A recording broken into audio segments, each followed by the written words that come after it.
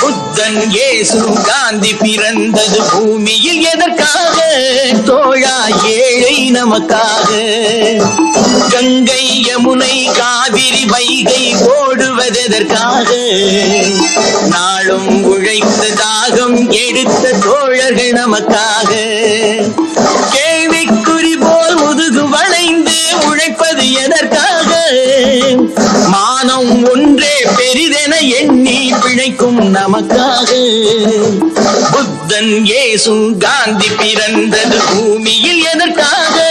தோழா ஏழை நமக்காக.